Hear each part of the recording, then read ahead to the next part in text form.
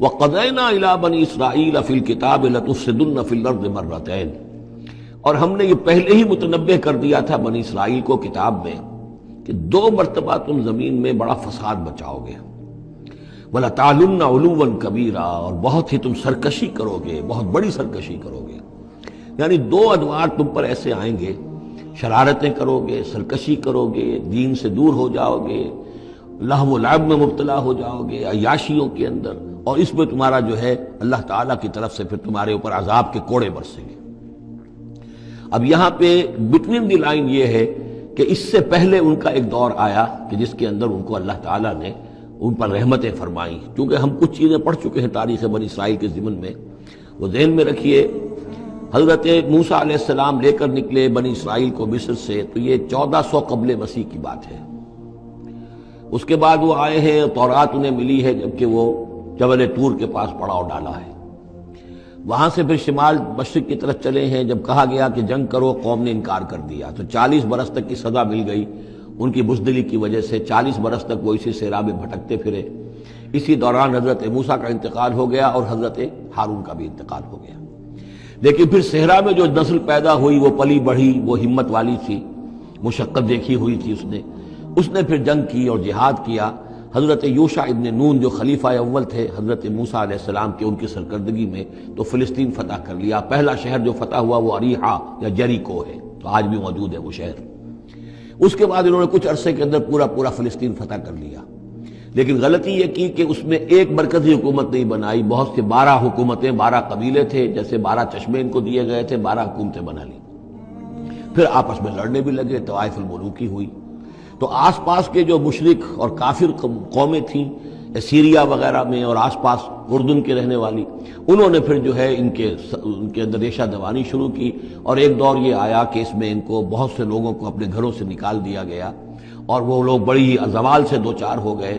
تب انہیں ہوش آیا، انہوں نے سیموئیل نبی جو ان کے تھے ان سے کہا کہ ہمارے لیے سپہ سالار مقرر کیجئے، ایک سپہ سالار ہو تاکہ اس کے پیچھے ہم سب کے سب 12 کے 12 قبیلے جمع ہو کر جنگ کریں، تو پھر یہ کہ اپنے دشمنوں کو فتح حاصل ہو۔ یہ وقفہ تقریباً 300 برس کا ہے، جس کے بعد وہ جنگ ہوئی ہے طالوت اور جالوت کی، اور حضرت طالوت نے جالوت کو قتل کیا۔ پھر حضرت داؤد منظر پر آ گئے، پھر طالوت، حضرت داؤد اور حضرت سلیمان، یہ 3 ان کی حکومتیں ہیں تقریباً 100 برس پر پھیلی ہوئی۔ 16 برس طالوت کے، 40 برس حضرت داؤد کے، 40 برس حضرت سلیمان کے۔ یہ گویا کہ ان کی خلافت راشدہ ہے۔ جیسے ہمارے یہاں حضرت ابوبکر کا دور مختصر ہے، پھر حضرت عمر، پھر حضرت عثمان رضی اللہ تعالی عنہم، یہ مل کر جو ہمارے ہاں بنتے ہیں 24 برس 3 خلافتوں کے، ان کے ہاں یہ 100 برس کا عرصہ ہے۔ لیکن حضرت عثمان کے بعد آپ کو معلوم ہے کہ تقسیم ہو گئی تھی مملکت، اس لیے کہ حضرت علی رضی اللہ تعالی عنہ کی خلافت کو حضرت ابی معاویہ نے تسلیم نہیں کیا، تو شام اور مصر کے علاقے علیحدہ رہے۔ بالکل اسی طرح ہوا وہاں پر بھی کہ حضرت سلیمان کے بعد ان کے 2 بیٹوں میں جو مملکت تقسیم ہو گئی، ایک شمالی مملکت تھی جس کا نام اسرائیل تھا، اور سامریہ اس کا دارالخلافہ تھا، ایک جنوبی تھی یہودا، اور وہ اس کا جو ہے یا یروشلم اس کا دارالخلافہ۔ تو اس طریقے سے 2 ملک یہ بن گئے۔ یہ زمانہ ان کا ابھی عروج کا بہرحال ہے، کچھ کئی 100 برس ان کے عروج کے گزرے، پھر ان میں خرابیاں آئیں، پھر ان کے اندر شرک، مشرکانہ اوہام آ گئے، دنیا پرستی آ گئی، شریعت کا مذاق بنانا ہو گیا معاملہ، تو پھر ان پر زوال آیا۔ پہلا زوال جو آیا، پہلے اسیرینز نے شمالی مملکت جو تھی اسرائیل کی، اس کو ختم کر دیا۔ یہ کوئی ختم کیا انہوں نے اس سے کافی پہلے 700-800 برس قبل حضرت مسیح کے۔ اس کے بعد جو اصل آیا ہے نبوکڈ نظر، جو نمرود تھا عراق کا، اس کا حملہ ہوا 587 قبل مسیح میں۔ انہوں نے یروشلم کو برباد کیا، 6 لاکھ کو قتل کیا، 6 لاکھ کو قیدی بنا کے لے گیا، اور یہ کہ یروشلم میں 2 اینٹیں سلامت نہیں رہنے دیں، اور ہیکل سلیمانی کو مسمار کر دیا۔ یہ ان کا بدترین دور آیا۔ تقریباً 125 برس یہ کیپٹیوٹی میں رہے بیبیلونیا میں، 6 لاکھ کو ہانک کر لے گیا وہاں پر، بدترین دور۔ تو پہلا عروج، اس کا جو کلائمیکس تھا وہ طالوت اور داؤد اور سلیمان کا دور حکومت، اور پہلا زوال جس کا یوں سمجھیے کہ سب سے نیچے کی پوزیشن یہ ہے جو کیپٹیوٹی کا دور ہے ان کا۔ اس کے بعد حضرت عزیر علیہ السلام ان میں آئے، اللہ نے بھیجا، انہوں نے دعوت اصلاح توبہ کی منادی کی، پھر یہ لوگ کچھ ٹھیک ہوئے۔ ادھر یہ کہ ایران نے حملہ کیا تھا عراق پر اور ان کو آزاد کر دیا تھا کہ جاؤ تم، کہ خورس نے، ذوالقرنین نے، کہ تم جاؤ اور جا کر اپنا شہر دوبارہ آباد کر لو، تو یہ پھر آ گئے۔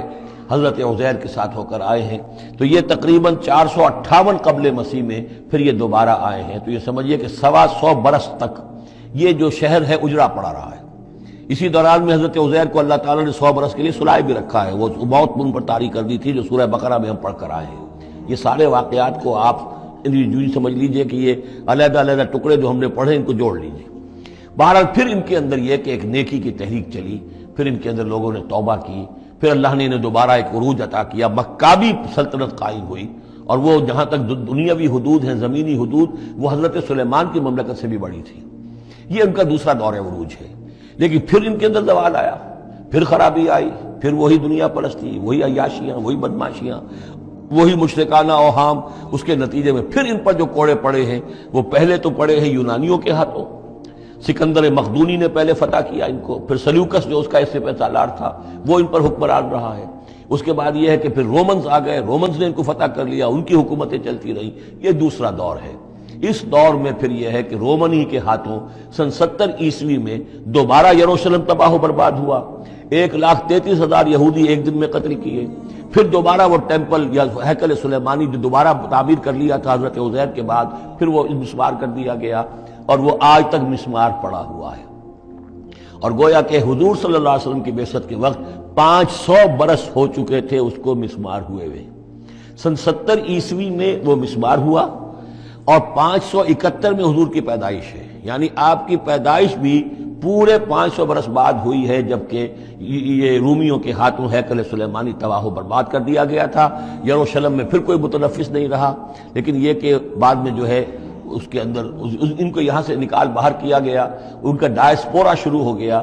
وہ ڈائسپورا اس صدی کے شروع میں ختم ہوا ہے، وہ پھر میں بعد میں بات کروں گا۔ یہ ساری داستان بڑی اہم ہے، اس لیے کہ یہ سابقہ امت مسلمہ ہے۔ یہ وہ امت مسلمہ ہے جس کے ہاں 1400 برس تک نبوت رہی، جس کے ہاں 3 کتابیں نازل ہوئی ہیں، جن کے بارے میں قرآن میں 2 جگہ ہے، یا بنی اسرائیل اذکروا نعمتی التی انعمت علیکم وانی فضلتکم علی العالمین، میں نے تمام جہان والوں پر تمہیں فضیلت دی ہے۔ تو اسی طریقے سے پھر ان کو معزول جب کرنے کے بعد ہم سامنے آئے ہیں تو حضور نے بتایا وہی کچھ تم پر بھی ہوگا اور وہی کچھ ہم پر بھی ہوا ہے۔ ہمارا بھی پہلا عروج عربوں کی زیر قیادت تھا، پھر زوال آیا، پہلے پٹائی ہوئی کروسیڈرز کے ہاتھوں، پھر جو پٹائی ہوئی ہے، بڑی پٹائی جو ہوئی ہے وہ ہوئی ہے پھر ہلاکو اور چنگیز کے ذریعے سے، فتنہ تاتار۔ اس کے بعد پھر جو ہے وہ قیادت بدل گئی، عربوں کی قیادت کے بجائے ترکوں کی قیادت آ گئی۔ وہ وہی لوگ جنہوں نے لاکھوں کروڑوں مسلمان قتل کیے، پھر وہ ایمان لے آئے، اسلام لے آئے، انہی کے ذریعے یہ مختلف حکومتیں بنی، ترکان تیموری اور ترکان صفوی اور ترکان سلجوقی اور ترکان عثمانی۔ لیکن اس کے بعد پھر ان پر بھی زوال آیا، وہ ہم نے دیکھ لیا اس صدی میں، گریٹ اوٹومان امپائر جو ہے اس صدی کے شروع میں ختم ہو گئی۔ اور ہم پر بھی جو دوسرا جو دور آیا عذاب کا، وہ یورپ کی قوموں کے ذریعے سے آیا، کہیں انگریز آ گئے، کہیں فرانسیسی آ گئے، کہیں اطالوی آ گئے، کہیں اسپینیئرز آ گئے، کہیں ڈچ آ گئے۔ تو جیسے کہ یہودیوں پر بھی دوسرا عذاب جو آیا تھا وہ گریکس اور رومنز کے ہاتھوں، اسی طریقے سے مسلمانوں پر بھی دوسرا زوال کا دور جو آیا ہے وہ یورپین کولونیل پاورز کے ہاتھوں آیا۔ دین کی بات پھیلانا صدقہ جاریہ ہے، ثواب کی نیت سے ویڈیو کو شیئر ضرور کیجیے۔ جزاک اللہ۔